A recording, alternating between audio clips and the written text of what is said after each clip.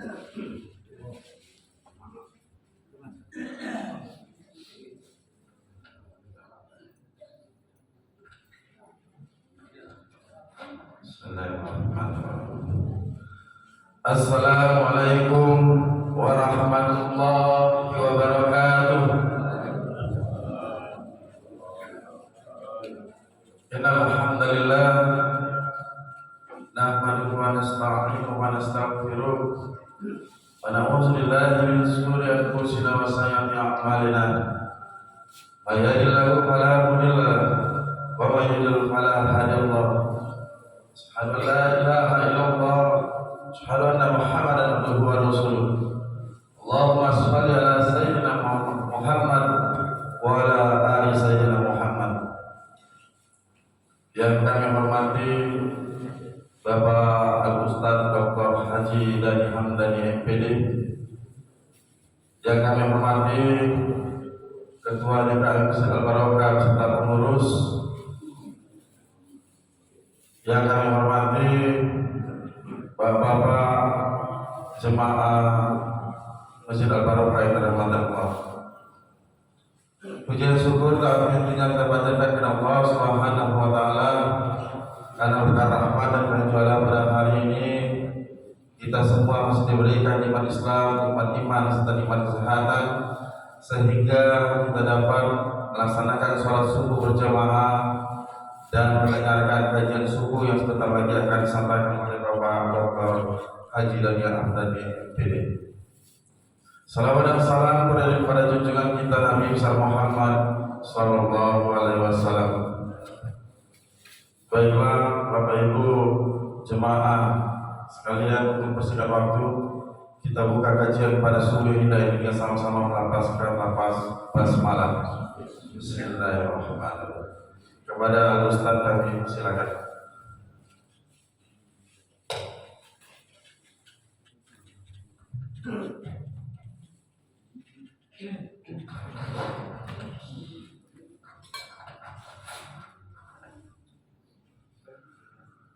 Assalamualaikum warahmatullahi wabarakatuh.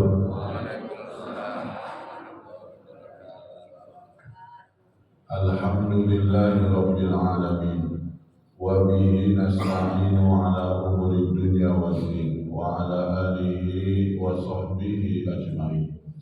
Asyhadu an la ilaha illallah wa asyhadu anna Muhammadan abduhu wa rasuluh la nabiyya ba'dah.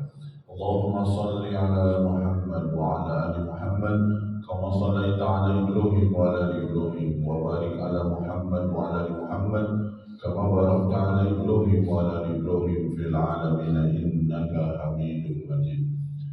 Qala Allah ta'ala fil Qur'anil Karim, a'udzu billahi minasy syaithanir rajim.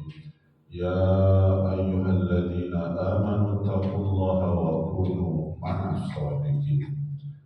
Allahumma inna nas'aluka 'ilman nafi'an wa qalban khashi'an wa amalan maqbulan wa du'aan masmu'an.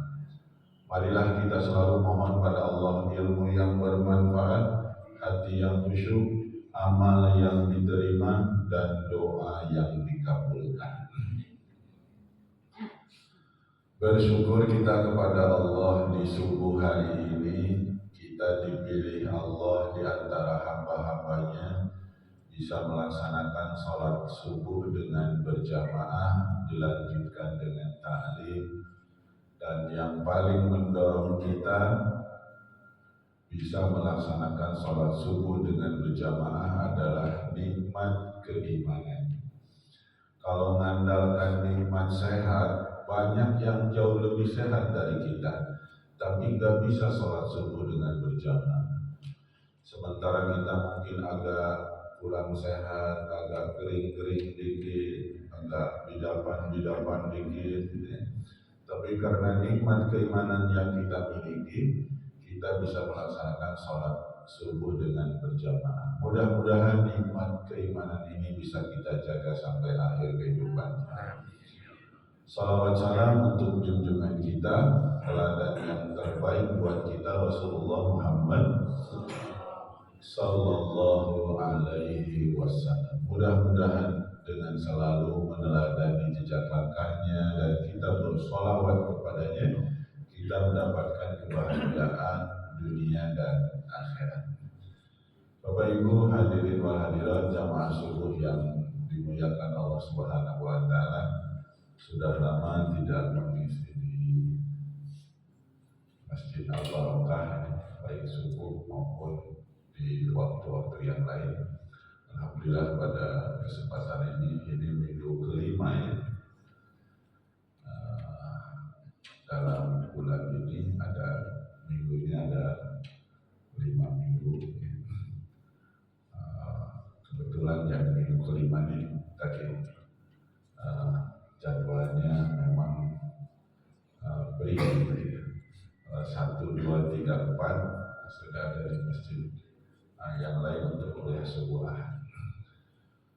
Bapak Ibu yang dirahmati Allah Subhanahu wa taala, kita bermunajat berdoa kepada Allah Subhanahu wa taala, mudah-mudahan kita selalu dilimpahkan keberkahan dalam kehidupan kita. Karena hidup itu yang paling penting itu berkah. Makanya kalau kita lihat doa untuk pengantin baru saja yang akan mengawali hidup berumah tangga, doanya minta berkah. Barakallahu laka. Mohon berkah Allah atasmu. Begitupun doa makan yang diminta pun adalah berkah. Allahumma barik lana. Ya Allah berikanlah berkah atas kami. Jadi yang penting hidup itu adalah berkah. Tidak apa-apa kita banyak duit asal berkah, tidak apa-apa ya. Daripada tidak duit tidak berkah. Jadi tidak apa-apa kita harta banyak asal berkah. Bapak Ibu yang dirahmati Allah Subhanahu wa taala, pada kesempatan ini kita akan membahas tentang manusia yang paling utama. Dalam urutan-urutan keutamaan, ini seperti ada tingkatan-tingkatan. Kalau kita lihat di antara seluruh makhluk di muka bumi ini yang paling utama siapa? Manusia. Di antara binatang, jin, malaikat semuanya, ya. Kalau kita yang paling mulia adalah manusia. Ayatnya rata-rata kita hafal ya. Laqad khalaqnal insana fi ahsani taqwim. Sungguh kami ciptakan manusia itu dengan penciptaan yang sebaik-baiknya. Jadi kalaupun seganteng-gantengnya monyet pasti lebih ganteng kita, misalnya gitu ya. Pasti kita lebih baik dibandingkan dengan makhluk yang lain. Kemudian di antara manusia siapa yang paling mulia? Orang yang mendapatkan hidayah. Orang yang mendapatkan hidayah. Jumlah penduduk bumi ini berapa Pak? Ada yang pernah ngitung? Jumlah penduduk bumi itu berapa? 7,8 miliar ya. Tahun 2023 itu sekitar 7,8 miliar. Ditambah yang lahir malam tadi dan dikurangi yang meninggal ya. Total general sekitar 7,8 miliar. Ternyata yang menjadi muslim yang mendapatkan hidayah itu hanya 1,8 miliar ya. Atau seperempat penduduk dunia itu mendapatkan hidayah Islam. Ayatnya dalam surat bahwa manusia itu tidak semua mendapatkan hidayah. Summa awrasnal kitaba alladziina astafaina min ibadina. Di dalam surat Fatir ayat 32. Kemudian kami wariskan Al-Quran ini kepada hamba yang kami pilih. Jadi tidak semua mendapatkan warisan Alkitab. Nah, jadi di antara manusia yang mendapatkan hidayah Islam itu paling yang paling. Nah, ternyata di antara yang mendapatkan Islam juga terbagi-bagi lagi. Kalau dalam surat Fatir itu ada wa minhum zalimun li nafsi. Sudah dipilih menjadi muslim tapi menzalimi diri. Ya, menzalimi diri. Atau saya sering menyebutnya muslim tapi tidak sholat, muslim tapi tidak puasa. Kira-kira banyaknya seperti ini? Banyak, tapi bukan di masjid ini misalnya ya. Muslim tapi judi, muslim tapi mabok, muslim tapi, nah itu muslim tapi sudah dipilih dimuliakan tapi nggak mau melaksanakan perintah-perintah agama. Sudah dipilih menjadi muslim dimuliakan tapi masih dosa terus. Ada yang seperti itu kata Allah ya. Kemudian ada juga wa minhum muqtasid. Ada juga yang berada di pertengahan. Muslim biasa-biasa saja. Dia masih salat ya. Tapi ya itu kadang sadar, kadang kuman ya, dalam perjalanannya lagi sadar-sadar, lagi tidak sadar juga sadar. Tapi ada kata Allah di akhir ayat di akhirnya itu wa minhum sabiqun bil khairat. Ada di antara manusia, di antara yang muslim tadi selalu paling duluan dalam berbuat kebaikan. Nah, inilah mudah-mudahan kita semua yang hadir di sini. Dan dalam akhir ayat itu dzalika huwal fadlul kabir, dan itulah keutamaan yang luar biasa. Kalau kita selalu paling duluan dalam berbuat kebaikan. Nah, jadi ternyata manusia itu beda-beda tingkatannya di hadapan Allah, dan ukuran kemuliaannya bukan karena pangkat, jabatan, harta, tapi urusannya masalah ketakwaan. Inna akramakum indallahi atqakum. Sesungguhnya yang paling mulia di antara kalian adalah yang paling takwa. Nah, kita sekarang akan mengambil dalil dalam sebuah hadis. Siapa yang paling utama? Hadis ini diriwayatkan oleh Imam Ibnu Majah, hadis yang ke-4216 dari Abdullah bin Umar. Qala qila li Rasulillah sallallahu alaihi wasallam ayyun nas afdal. Dari Abdullah bin Amir, ia berkata, ditanyakan kepada Rasulullah, manusia seperti apa yang paling utama? Jadi ada sahabat bertanya kepada Rasulullah, ayyun nasi afdal, siapa manusia yang paling utama? Maka Rasulullah menjawab, qala kullu mahmumul qalbi sadruqul lisan, yaitu setiap orang yang memiliki mahmumul qalbi dan sadruqul lisan, yang perkataannya benar atau jujur. Kalau sahabat bertanya lagi, sadruqul lisan na'rifuhu. Kalau sadruqul lisan, perkataannya benar, jujur, saya tahu, ya, na'rifuhu.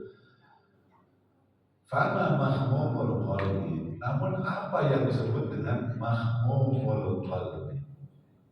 Maka Rasulullah menjawab, mahmumul qalbi huwa taqiyun naqi la isma fihi wala bagya wala gilla wala hasad. Orang yang takwa, yang memiliki hati yang bersih, tidak ada dosa, kedendaman, kemudian kedengkian, dan tidak ada juga kezaliman yang dia lakukan.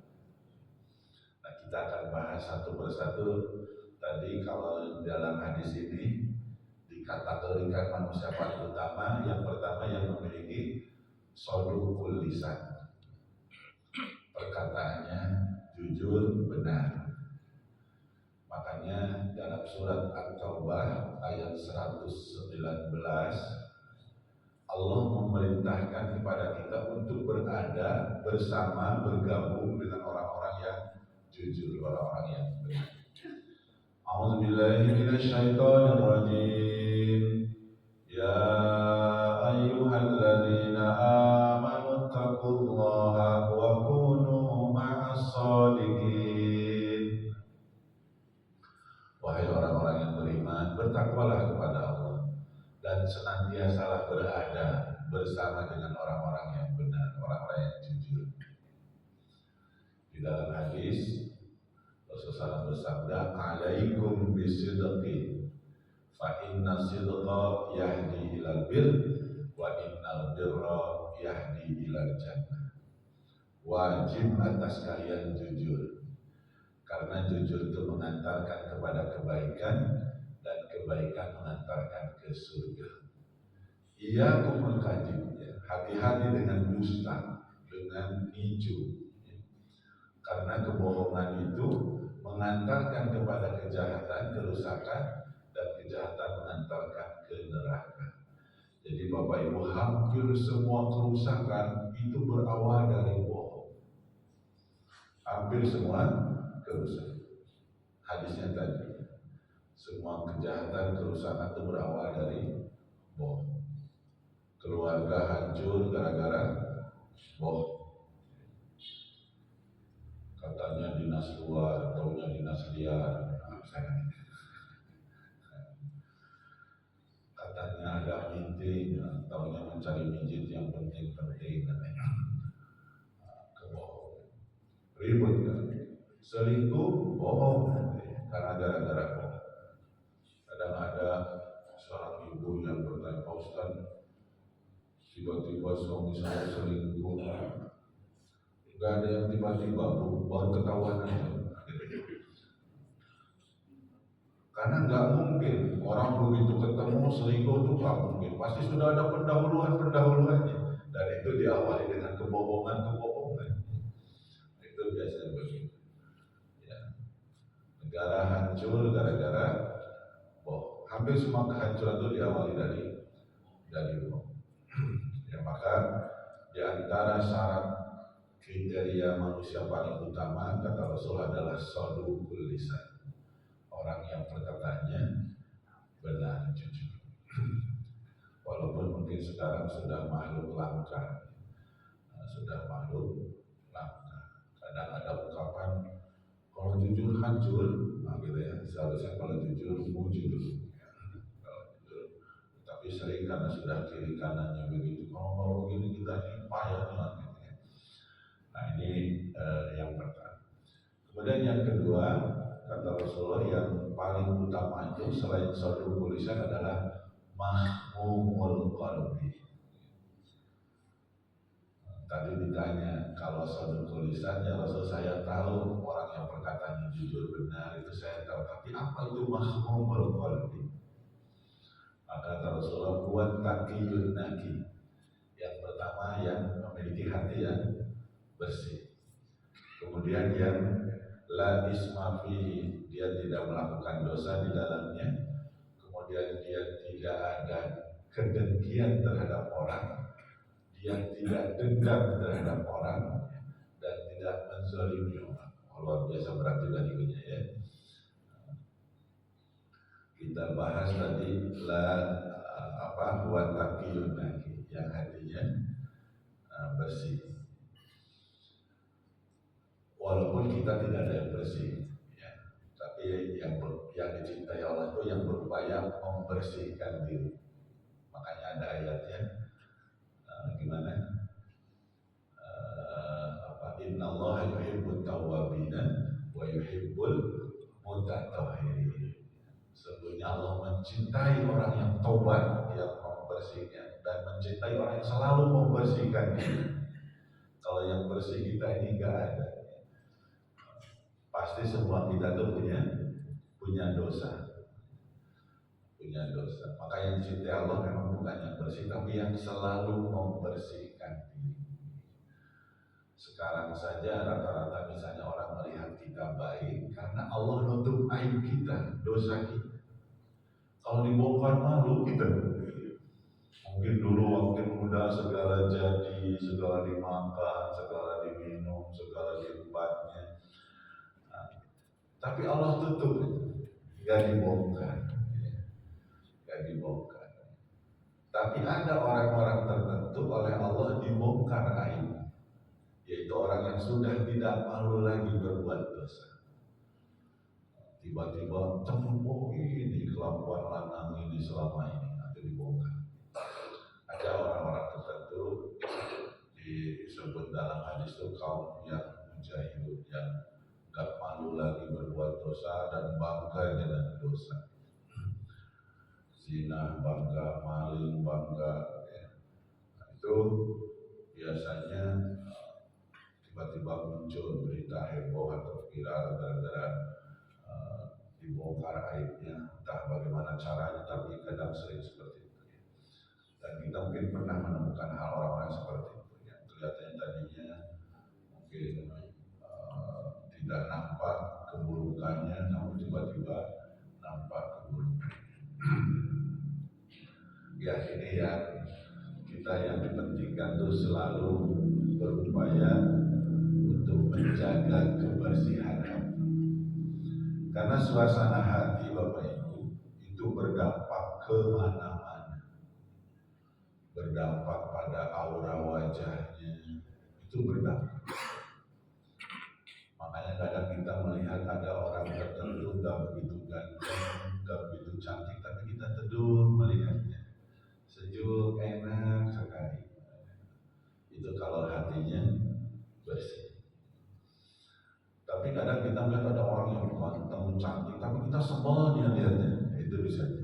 Kalau hatinya kotor, ya, hatinya rusak, hatinya berpenyakit. Nah ini jadi kemana-mana. Bahkan kita pulang pun nanti yang paling bermanfaat kalau kita memiliki hati yang bersih. Dalam surat Asy-Syu'ara ayat 8889. Yauma la yanfa'u malun wala banun illa man atallaha biqalbin salim. Nanti di alam akhirat gak ada lagi manfaatnya harta dan anak, kecuali orang yang menghadap Allah dengan membawa hati yang bersih. Jadi kita walaupun hartanya bejibun, apa bejibun itu? Banyaknya bejibun.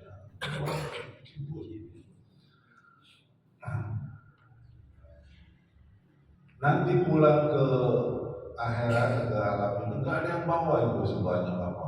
Gak ada manfaatnya lagi itu.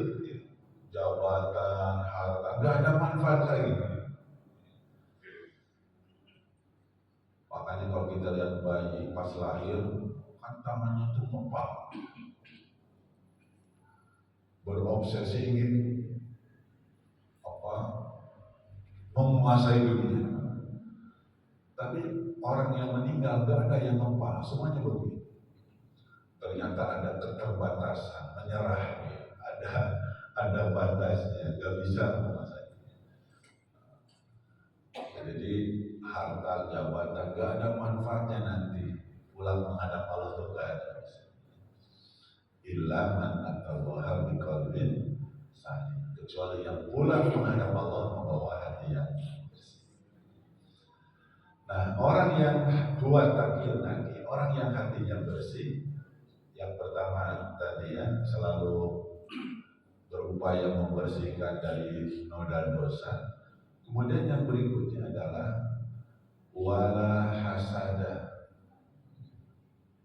ya, tidak ada kedengkian, wala bagia wala hasada, tidak dendam, tidak dengki. Itu orang yang hatinya bersih. Biasanya tadi masih ada orang kan penyakit hati itu dendam, dengki, itu luar biasa. Dan kalau kita pada posisi didengki orang, kita jangan balas. Ada hadisnya, Rasulullah bertanya kepada sahabat, kaman muflis, tahukah kalian orang bangkrut? Sahabat menjawab, bangkrut itu ya Rasulullah, dia berbisnis modal habis, untung gak ada. Bukan itu yang aku maksud, kata. Nanti di akhirat ada orang bangkrut, pahala baiknya dia diambilin orang. Begitu habis pahala baiknya, dosa orang pindah kepadanya. Kan bangkrut itu. Segala kebaikan yang dia lakukan di dunianya diambilin orang. Begitu habis pahala baiknya untuk diambilin orang itu, dosa orang pindah kepadanya. Manhum ya Rasul, siapa mereka itu ya Rasulullah? Itulah para pendengki. Jadi orang dengki itu nanti bangkrut, pahalanya diambilin oleh orang yang didengki. Kalau iri Bapak Ibu nggak begitu bahaya. Kalau iri itu kan sekedar tidak senang aja orang lain dapat nikmat. Kalau dengki itu selain nggak senang, dia inginkan nikmat orang itu pindah kepadanya supaya hilang dari orang lain dan supaya pindah kepadanya. Itu dengki, makanya bahaya, lebih bahaya dari sedang. Nah, kalau kita pada posisi didengki, berarti kan harus tanda kutip bersyukur, berbahagia. Kenapa? Nambah pahala, ngurangi dosa, kan? Nambah pahala, ngurangi dosa. Dan kalau ada orang iri dengki kepada kita, dalam tanda kutipnya bersyukur, berarti kita ini punya prestasi, baik prestasi anak, prestasi suami, prestasi diri, kekayaan, atau apa saja. Kalau nggak ada prestasi apa-apa, nggak akan ada orang iri dan gitu, nggak akan ada begitu. Ya, kan begitu ya. Coba kalau kita nggak ada kegiatan apapun, misalnya kan bersimbun aja di rumah, apa bersimbun dong? Sembunyi, misalnya nggak ada kegiatan, nggak ada aktivitas, nggak akan ada orang dengki. Ketika kita aktif, sibuk, prestasi ada, duit banyak, mulai dengan cayonia. Memangnya diopai, ampun kepacar lagi. Kan? Itu bisa jadi begitu. Itu dengan tanda kutip. Ya, artinya kita kadang didengki orang karena kita ini ada prestasi, ada kelebihan yang dibandingkan dengan yang lain. Itu tanda kutip tadi patut disyukurinya seperti itu. Jadi kalau ada orang dengki tadi jangan dibalas supaya kita nambah pahala, kurangi dosa. Nah, orang yang afdol tadi yang paling utama adalah yang tidak ada kedengkian terhadap orang lain, tidak ada dendam terhadap orang lain. Betul-betul tadi lapang dadanya menghadapi saudaranya, menghadapi orang lain. Nah, kita pada posisi-posisi kalau seandainya kita misalnya diomongin di belakang, ya, berarti kita berada di depan. Kita syukur. Kan gitu ya. Kita sering diomongin di belakang, ya. Bersyukur berarti kita berada di depan. Bukan diomongin di belakang. Kalau kita ada orang yang berupaya menjatuhkan kita, berarti kita berada di atas, ya, berada di atas. Makanya kita berupaya ada orang menjatuhkan, berarti kita di atas. Kalau di bawah nggak ada orang berupaya menjatuhkan kita. Ya, jadi kita sikapi dengan enjoy. Tadi kalau ada orang yang mungkin karena kelebihan kita, dia menjadikan dengki, menjadikan dendam dan sebagainya. Nah, kalau kita pada posisi tadi mungkin sebagai muslim yang ingin menjadi paling utama, hilangkan dari diri kita dendam, dengki dan segala macamnya. Dan ternyata kalau kita memiliki sikap yang tadi ya, selalu melapangkan dada, tidak ada dendam, tidak ada kedengkian, itu salah satu dijamin masuk surga. Dalam hadis yang lain, Rasulullah bersabda, bersabda, sebentar lagi dalam majelis, Rasulullah dalam majelis, sebentar lagi akan datang ahli surga. Maka para sahabat ke pintu masjid dulu, siapa nanti yang masuk. Tiba-tiba muncul ada orang masuk. Oh ini ahli surga. Pada pertemuannya berikutnya, Rasulullah pun bersabda sebentar lagi akan datang ahli surga. Lihat lagi ke pintu, ternyata orang itu juga ya yang masuk ke majelis. Sampai 3 kali bilang begitu, orang itu juga. Akhirnya sahabat Rasul ada penasaran, apalah yang ini ibadah, masih hidup sudah dijamin masuk surga. Maka datanglah ke rumahnya, permisi, minta izin mau nginep di rumahnya karena alasannya lagi ribut dengan orang rumah. Boleh nggak saya nginep di rumahmu? Karena lagi ribut dengan orang. Maka ngineplah dia di rumah sahabat tersebut. Sudah 3 malam, nggak ada yang luar biasa, biasa-biasa aja ibadahnya. Nggak ada yang istimewa betul. Akhirnya pas di hari itu terus terang aja, saya sebetulnya nginep di rumah kamu itu bukan ribut dengan istri, tapi ingin tahu apa amalan kamu itu. Karena setiap kamu mau masuk majelis, Rasulullah selalu bilang akan datang ahli surga. Dan itu yang muncul kamu terus. Apa kira-kira amalanmu? Terus kata dia, sebetulnya gak ada yang neko-neko, biasa baik. Cuma saya, kata dia, belum pernah membawa kepada tidur dalam tidur saya kedengkian dengan saudara-saudara saya. Bahkan saya selalu mendoakan dengan doa Rabbana wala taj'al fi qulubina ghillan lil ladzina amanu. Ya Allah, jangan kau jadikan dalam hatiku kedengkian, ketidakenakan dengan saudara-saudara. Wah, luar biasa. Jadi saya selalu memaafkan saudara-saudara. Tidak ada kedengkian, dendam, ketidakenakan. Itu jadi rupanya amalan utamanya adalah salamatus sadri. Selalu melapangkan dada, selalu melapangkan dada, selalu memaafkan saudaranya. Apapun yang perlakuan saudaranya, dia nggak pernah ada dendam, nggak pernah ada ketidakenakan, dia selalu memaafkan. Selintas ringan, tapi dalam prakteknya kan berat, gitu, ya. Memiliki lapang dada begitu kan. Makanya ketika Nabi Musa masuk ke wilayah publik, ya, di mana disuruh ngingetin Firaun, doa yang diajarkan oleh Allah kepada Nabi Musa apa? Rabbi shrahli sadri. Jadi ternyata kunci sesuatu itu melakukan sesuatu adalah kelapangan dada. Rabbi shrahli sadri. Ya Allah, lapangkan dada. Jadi kalau dadanya lapang, siap menampung orang sebanyak apapun di dalam dadanya, dengan tipe manusia apapun, sehingga dia banyak kawan, banyak teman, banyak sahabat, karena dadanya lapang. Tapi kalau dadanya sempit, punya kawan satu aja musuhan, pindah rumah kemana saja ada musuh, dimutasi kemana ada musuh.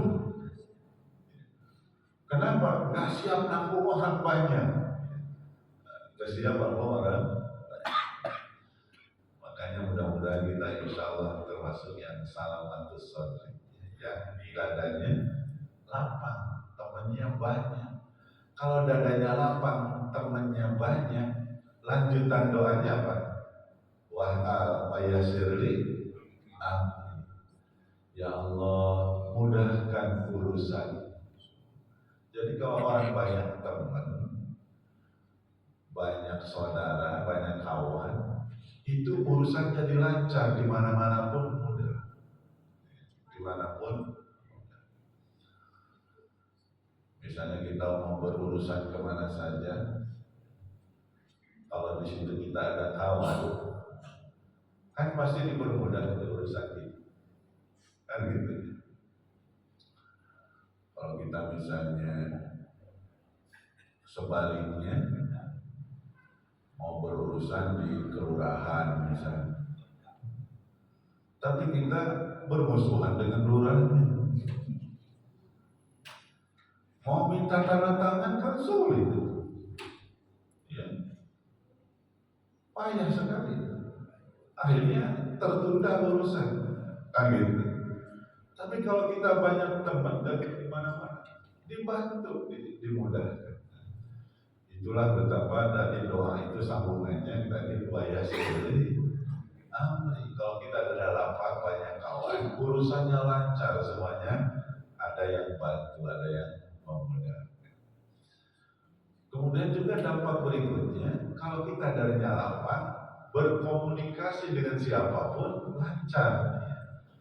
Makanya doa berikutnya wahlul uqdatan min lisani yafqahu qawli. Ya Allah, berikanlah kemampuan untuk memahami apa yang dibicarakan. Karena kalau dadanya bermasalah, ngomong nggak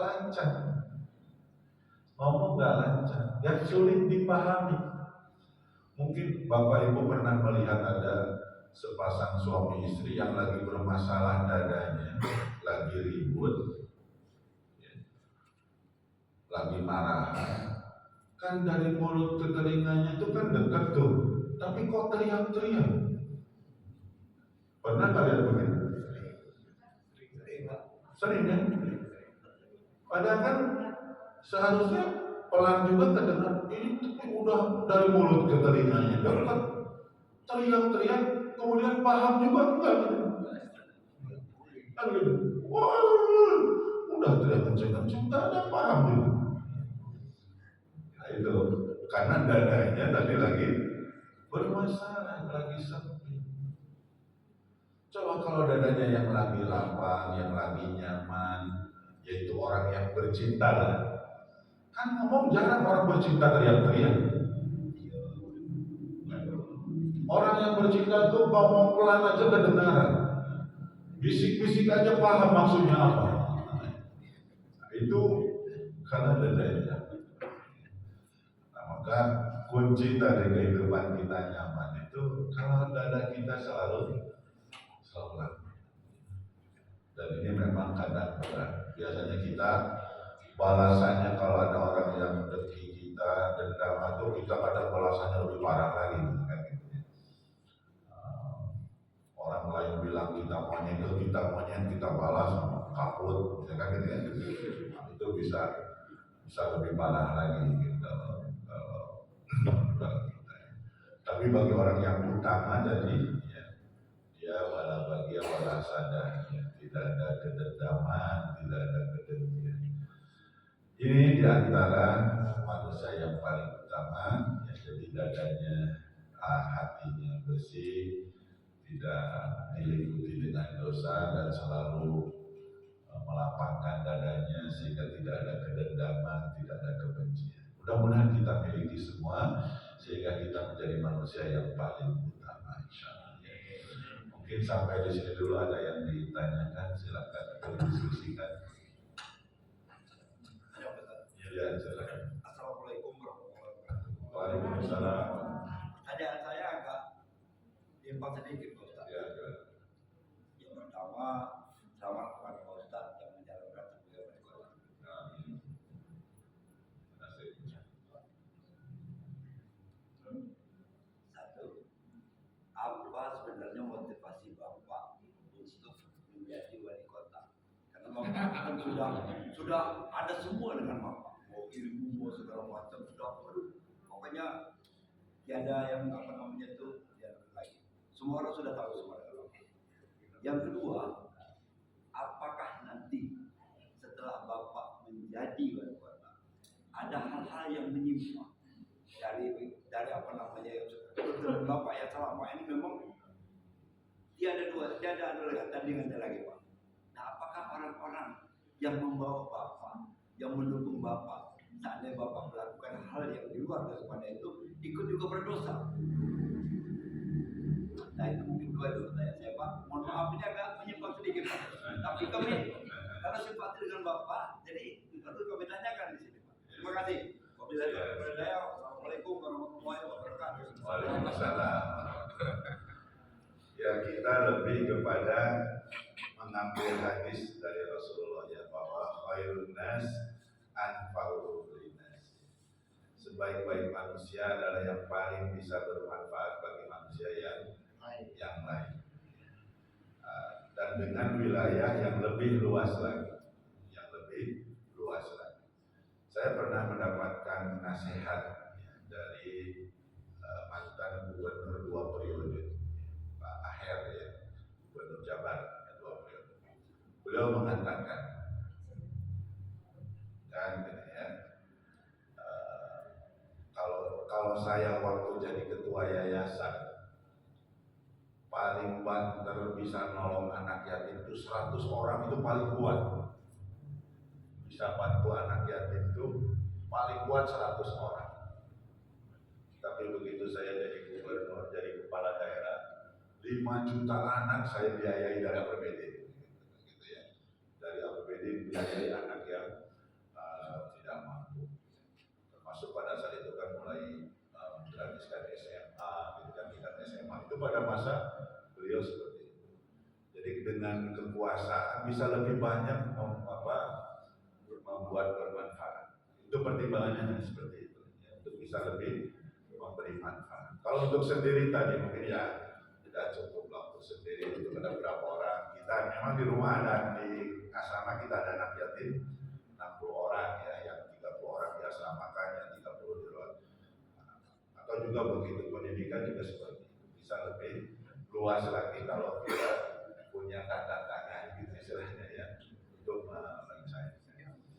Nah, kemudian kalau masalah nanti dalam perjalanannya, maka ketika kita memilih seseorang siapapun ya, ketika niatnya kita memang benar untuk memajukan siapapun itu ya, misalnya kita pilih pertimbangannya supaya dia bisa, kita yakin bisa amanah. Ternyata dalam perjalanannya misalnya meleset, ya, kita tidak berdosa.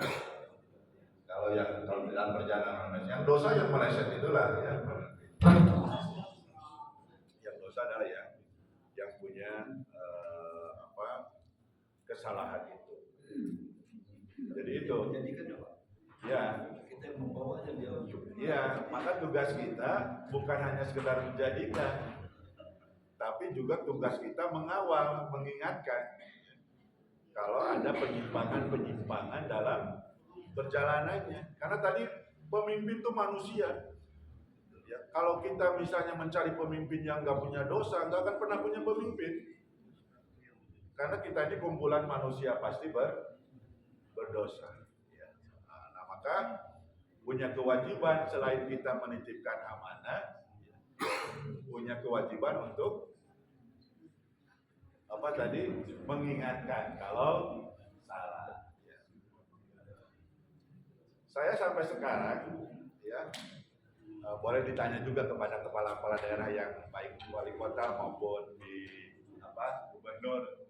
Kalau ada keliru saya selalu menjapri. Tapi saya nggak pernah di grup menjaprinya, menasehatinya. Selalu langsung ke nomor pribadi. Kalau ada kekeliruan, kalau ada kesalahan, minimal kita punya istilahnya tanggung jawab untuk ingatkan. Pernah ada program yang salah yang berakibat akan ini, saya ingetin ya, akhirnya nggak jadi program itu. Nah, ya.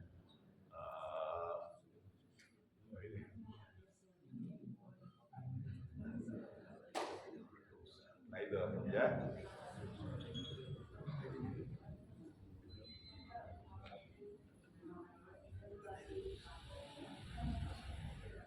Kita ketika misalnya tadi memilih seseorang kan niatnya pasti baik loh ya. Apalagi kita melihatnya karena track recordnya, karena percaya bisa membawa kepada kebaikan.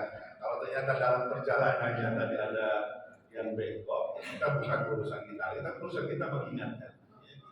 Urusan kita untuk tegur. Misalnya Pak Ustadz, dulu Pak Ustadz itu sering membahas jangan sombong. Tapi begitu jadi nomor HP-nya ganti, nggak bisa dihubungi lagi, misalnya kan. Nah, diingatkan ya begitu ya. Kadang itulah sering ada kan, apa bedanya pilkada dengan pilkada? Kalau pilkada, kalau lupa jadi. Kalau pilkada kalau jadi lupa. Katanya apa bedanya? Pilkada dengan pilkada. Kalau pilkada kalau dia lupa jadi. Kalau pilkada kalau jadi lupa. Itu jangan seperti itu tadi, tapi punya tanggung jawab untuk saling mengingatkan. Ya. Jangan dibiarkan. Karena pernah Siti Aisyah bertanya pada Rasulullah, ya Rasulullah, kalau di daerah ini ada orang soleh, mungkin gak kena bencana? Mungkin gak kena bencana? Kata Rasulullah, mungkin saja. Kalau orang solehnya diam baik, ya. Kalau orang solehnya diam baik. Sekarang begini wahai Aisyah, ada kapal laut yang 2 tingkat. Orang yang di lantai bawah kalau mau mengambil air harus ke lantai atas. Tiba-tiba yang di lantai bawah ini ada yang punya ide. Daripada kita payah-payah naik ke lantai atas ngambil air, kita lubangi aja kapal ini, kan mudah dapat air. Bagaimana menurut pendapatmu kalau yang punya ide ini tidak dicegah oleh yang di lantai bawah dengan yang di lantai atas? Kira-kira yang tenggelam itu yang punya ide saja atau semuanya? Semuanya. Jadi kita punya kewajiban mengingatkan. Jadi makanya ada dalam Al-Quran surat Al-Anfal, wattaqu fitnatan la tusibanna alladziina zalamu minkum khassah. Takutlah kamu dengan bala bencana, malapetaka yang bukan menimpa orang zalim saja, kena galau. Itu kalau kita mendiamkan. Kan begitu. Apalagi yang bocorin kapalnya banyak, ya. Bocorin anggarannya banyak, tambah karam, cepat karamnya. Maka harus tadi semuanya punya tanggung jawab untuk saling mengingatkan. Biarlah baik, gitu kan? Itu yang terbaik. Itu Pak ya. Nah, jadi insya Allah. Terima kasih. Ada lagi? Ya, Assalamualaikum warahmatullahi wabarakatuh. Waalaikumsalam. Apa yang disampaikan oleh Pak Ustaz tadi saya setuju. Tetapi masih ada beberapa hal yang saya tanyakan. Misalnya, saya adalah wali kota. Perbuatan saya ini tahu bahwa itu salah. Jadi kita tahu bahwa perbuatan saya itu salah, tetapi masih dilakukan. Ini kebanyakan yang seperti itu. Kalau dia ngomong pada waktu kampanye bagus sekali, tetapi pada saat jadi perbuatan-perbuatan itu banyak sekali yang bertentangan dengan agama kita, yaitu agama Islam. Termasuk bawa-bawaannya seperti itu. Nah, ini bagaimana hukum Islam kalau itu sudah tahu, ya, perbuatan itu sudah tahu bahwa itu dilarang, kenyataannya masih dilakukan. Ini gimana tanggapan Pak Ustaz? Terima kasih. Wassalamualaikum warahmatullahi wabarakatuh. Ya. Jadi dalam Al-Quran, ya, bahwa Allah mengampuni dosa-dosa kita itu ketika kita melakukan sesuatu kemudian bertobat. Kan syarat tobat diterima itu yang pertama menyesali, ya, perbuatan yang dilakukan. Kemudian yang kedua berjanji tidak akan mengulangi lagi. Kemudian yang ketiga menjelaskan kebenaran kepada yang lain. Kalau itu tidak terpenuhi, maka tobatnya tidak diterima. Ya, tobatnya tidak diterima. Dan Allah mengampuni dosanya karena ketidaktahuan dia. ketika mengulang-ulang karena justru dia tahu, itu tidak diampuni dosa seperti itu. Dan itulah sebetulnya ragu-ragu. Makanya ada dalam surat At-Tahrim, tadi yang saya baca di sholat subuh Pak, di rakaat pertama, itu surat At-Tahrim ayat 8. Nanti bisa dilihat. Ya ayyuhalladzina amanu tubu ilallahi taubatan nasuha. Wahai orang-orang yang beriman, taubatlah kepada Allah dengan taubat yang sebenar-benarnya. Artinya sobat sebenar-benarnya itu nggak ngulang lagi. Kalau dari kasus yang disampaikan ngulang-ulang sudah tahu buruk tapi tidak. Makanya dosa pemimpin itu paling berat. Dosa pemimpin itu paling berat. Walaupun keutamanya paling besar juga. Keutamanya paling besar. Kalau dia berbuat dosa, kemudian diikuti oleh itu, dia mendapatkan dosa sebanyak orang yang mengikuti. Begitupun berbuat baik, ketika dia merintis kebaikan, maka dia mendapatkan pahala sebanyak orang yang mengikuti kebaikan. Itu di antaranya. Tentunya tadi dengan sekemampuan kita kemampuan kita semua menjadi apapun kita, sekemampuan kita untuk menjadi sebaik-baiknya. Kalau ada kekeliruan, kesalahan, sepanjang itu bukan disengaja, Allah Maha Pengampun. Tapi kalau itu kesengajaan, itu yang kita harapkan. Nah, maka memang tidak ada tadi pemimpin yang sempurna. Kalau kita mencari pemimpin yang sempurna, nggak akan pernah punya pemimpin. Kalau kita ingin pemimpinnya malaikat, gitu yang nggak pernah salah, yang nggak punya dosa, yang nggak pernah jahat. Kalau namanya manusia pasti ada. Maka itu tugas kita, saling ingetin itu tugas kita. Orang-orang terdekatnya, bukan ABS. Banyak yang hancur pemimpin itu karena rata-rata banyak yang asal bapak senang, kan gitu ya. Ini yang harus dijaga, harus diingatkan. Cuma tadi dalam mengingatkan itu butuh cara yang tepat. Kalau mengajak kepada kebaikan tidak terlalu beresiko. Tapi kalau melarang kemungkaran itu kalau nggak tepat waktunya, caranya, bahasanya itu beresiko. Bisa muncul kemungkaran yang lebih besar. Contoh sederhana saja, kita mau menyingkirkan nyamuk di pipi kawan kita, misalnya di pipi Pak Edison misalnya, ada nyamuk, kita ingin menyingkirkannya, tapi caranya ditempeleng. Kira-kira terima kasih atau balas tempeleng? Walaupun niatnya baik, tapi caranya salah, itu akan muncul kemungkarannya. Balas walaupun niatnya benar.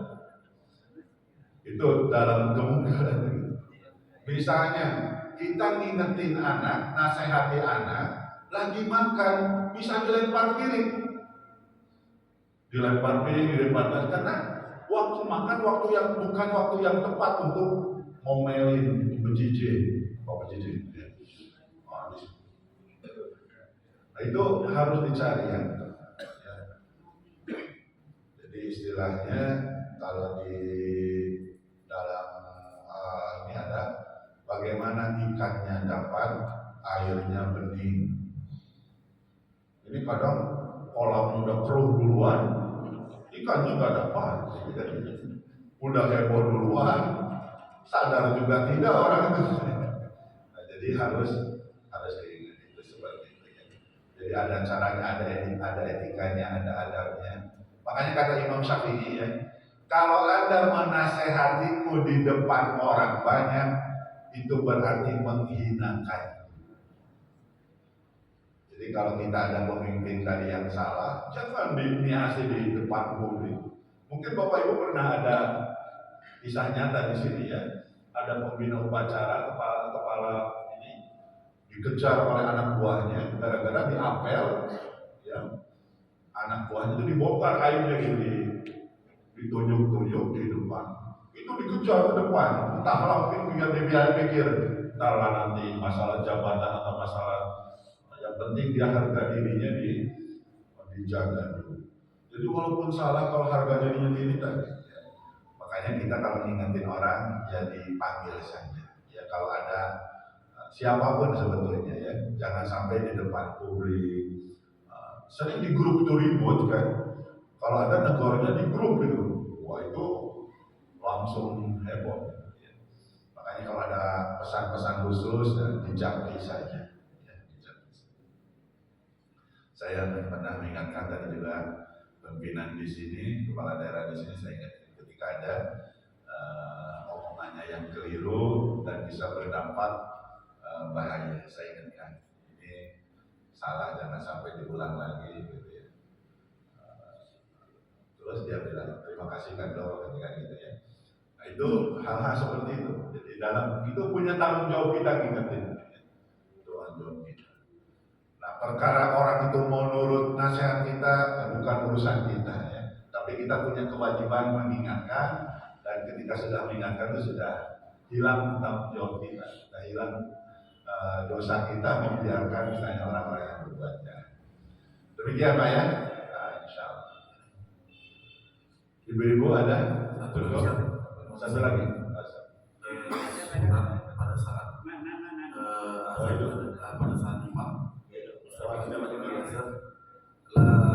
la yastawi ashabun nari wa ashabul jannah. Tidak sama penghuni surga dengan penghuni neraka. Penghuni neraka dengan penghuni surga. Yang saya tanyakan, apakah pada saat kita meninggal itu di kubur itu sudah bisa dibedakan atau kan nanti menunggu pada saat ya, di alam kubur ya orang itu sudah tahu posisinya nanti di mana ya, karena diperlihatkan, ada dalam hadis itu diperlihatkan kondisi nanti seperti video lah ya, dan itu penyiksaan yang luar biasa ketika dia tahu tempatnya. Di antara salah satu siksa bagi dia di alam kubur itu adalah karena dia melihat posisinya nanti di mana di alam akhirat dia ya, ketika sudah tadi ya. Makanya ada orang yang nyaman di alam kubur itu karena makanya merasakan sebentar, dalam hadis ya, merasakan sebentar sekali karena dia sudah jamin tempatnya di situ. Nah itu diperlihatkan, ada dalam hadis diperlihatkan di alam kubur itu posisinya nanti dia di mana? Ya, diperlihatkan posisinya. Ya, bukan pada di tempat sudah kan nanti sudah pas, sudah hari kiamat hari akhirat. Ya, demikian silakan terakhir Pak ya. Siap. Bismillahirrahmanirrahim. Assalamualaikum warahmatullahi wabarakatuh. Waalaikumsalam. Izin Pak Ustaz, ya, saya menanyakan, adakah korelasi antara rezeki dan kesehatan dengan hati yang sempit? Yang kedua, bagaimana kita menjampi atau menasihati secara halus orang yang sempit hati? Mohon izin itu tadi. Ya itu saja. Wassalamualaikum warahmatullahi wabarakatuh. Dari rusaknya hati bisa berdampak pada kesehatan, bisa ada ininya ya. Kan ada misalnya contoh marah saja ya, marah misalnya kan. Nah, salah satu contohnya bahwa marah itu kan urusannya di hati ya, berdampak. Kata Rasulullah, la taghdab wa lakal jannah. Jangan marah bagimu surga. Nah, ketika orang itu marah, ternyata tubuh kita mengeluarkan hormon namanya noradrenalin ya. Dan hormon noradrenalin ini akan merusak sel-sel tubuh kita sehingga kita mudah sakit ya. Dengan hormon noradrenalin ya. Mudah sakit dan akan kelihatan lebih tua dari umur ya. Itu diantaranya tadi, itu kan marah itu dari salah satu penyakit hati juga kan gitu ya. Kemudian sebaliknya kalau kita mudah memaafkan, ya, mudah tersenyum dengan saudaranya, itu tubuh kita akan mengeluarkan hormon namanya serotonin, hormon kebahagiaan, sehingga kita menjadi lebih sehat, ya, dan kita menjadi lebih muda, bukan menjadi lebih muda dari neneknya ya, tapi memang menjadi lebih muda. Ada korelasi, termasuk tadi dia ketika dengki, dendam, sempit dada, sehingga dia nggak bisa tidur mikirin kiri kanannya. Kan jadi sakit tuh karena nggak bisa tidur mikirin kiri kanannya dapat. Tapi tidak semua sakit gara-gara itu. Nah, itu juga jangan sampai ada orang sakit tuh gara-gara dia sampai tidak. Banyak penyebabnya, tapi itu bisa menimbulkan ya. Tadi contohnya sederhana tadi, kalau dia sempit dadanya, ya dia nggak bisa tidur, kepanasan ketika tetangganya beli mobil, misalnya kan. Ketika tetangganya naik jabatan, nggak bisa tidur, mikirin kenapa, dari mana dia itu, kok bisa. Akhirnya jadi sakit karena kurang tidur kan. Ya jadi kedinginan karena tetangganya beli kulkas, kan. Nah, begitu. Kalau orang yang dadanya lapang kan dengan tetangga beli mobil, alhamdulillah. Kalau ada apa-apa bisa numpang, kan jadi enak tidurnya. Itu bisa ada korelasi. Tapi tidak semua tadi penyakit itu gara-gara sempit dadanya. Bisa jadi sakit itu. Tadi kita juga jangan mudah memvonis orang, misalnya kalau kehidupannya sering sakit, itu nggak berkah hidupnya. Ya. Kalau ukurannya begitu, Nabi Ayub tidak berkah berarti, karena 7 tahun sakit itu. Ternyata Nabi Ayub hidupnya berkah, karena ukuran berkah itu bukan identik dengan kaya, dengan sehat. Berkah itu apapun yang dia rasakan, dia di keadaan tetap taat, maka berkah itu. Dia kaya taat, berkah berarti. Dia miskin tetap taat, berkah. Dia sehat taat, berkah. Sakit tetap taat, berkah. Gitu ya. Nah, tapi kalau dia dengan sakit tidak taat, nah itu tidak berkah itu. Dia sehat, tidak taat, tidak berkah itu. Jadi ukuran melihat seseorang itu berkah tidak adalah taat gak dia dengan kondisi apa. Nah, itu ya, ukurannya seperti itu. Jadi coba ya, terakhir tadi apa pertanyaannya? Cara ya tadi. Istilahnya begini, kalau kita cuma bisa selesai dengan misalnya dijewer ya dijewer, jangan dipukul, ya gitu ya. Jadi dosisnya harus tepat, mengingatkan ya, dosisnya harus tepat, waktunya dipilih tepat, cara penyampaiannya tepat, dan bahasanya juga harus tepat. Maka kedepankan juga bahasa-bahasa yang positif, bahasa-bahasa yang nyaman, gitu ya, bahasa-bahasa yang nyaman. Misalnya tidak langsung pada pokok. Memang ada orang yang harus muter-muter dulu, misalnya kan, baru ke pokok masalahnya. Tapi ada orang yang sukanya mau langsung tes gitu. Jadi beda-beda. Termasuk antara laki dan perempuan ya. Misalnya ibu, bapak ya. Kalau anak kita laki-laki, itu paling malas kalau dicerewetin. Ya. Tapi kalau anak perempuan biasa saja. Ya. Karena itu terkait dengan struktur batang otak. Nah ini juga tadi maksud tepat itu harus tepat waktunya, bahasanya. Nah, itu seperti itu. Dan yang lebih penting juga tadi kalau kita mau ngingetin orang dari kesalahannya jangan di depan orang banyak. Itu yang lebih tepat. Dia pasti mengakui dan berterima kasih kalau diingatkannya seperti itu. Dan Bapak Ibu terhadap nasihat siapapun kita menasehati kita. Prinsipnya makan telur. Makan telur, kita kan nggak pernah melihat dari mana keluarnya telur. Ya kan gitu ya. Pokoknya makan aja, karena proteinnya tinggi, kan gitu. Bayangkan kalau setiap mau makan telur, lihat dari mana keluarnya telur, nggak jadi makan gitu. Begitupun nasihat. Siapapun nasihat, kalau itu akan menyelamatkan kita, baik kita, ambil, walaupun mungkin dari bawahan kita, dari anak kita, dari siapapun yang akan menyelamatkan kita, ambil. Makanya kata Ali bin Abi Thalib, umdur maqala wala tandur man qala. Ya. Perhatikan apa yang dibicarakan, jangan memperhatikan siapa yang membicara. Itulah dalam nasihat. Kayaknya cukup tuh ya. Insya Allah mudah-mudahan kita semua menjadi orang-orang yang paling utama di hadapan Allah Subhanahu Wa Taala. Mudah-mudahan kita kumpul di sini insya Allah nanti Allah mengumpulkan kita di surga itu dengan kenikmatan. Dan mohon doanya kepada jamaah sekalian, mudah-mudahan Allah berikan takdir yang terbaik kepada saya dan bisa membawa umat menjadi lebih baik lagi insyaallah. Demikian saja, ada salah dan kurang mohon maaf. Wabillahi taufiq hidayah. Assalamualaikum warahmatullahi wabarakatuh. Waalaikumsalam warahmatullahi wabarakatuh. Ya, Bapak Ibu, kita tutup kajian subuh ini dengan sama-sama membacakan lafaz Alhamdulillahirabbil alamin. Wabillahi taufiq wal hidayah.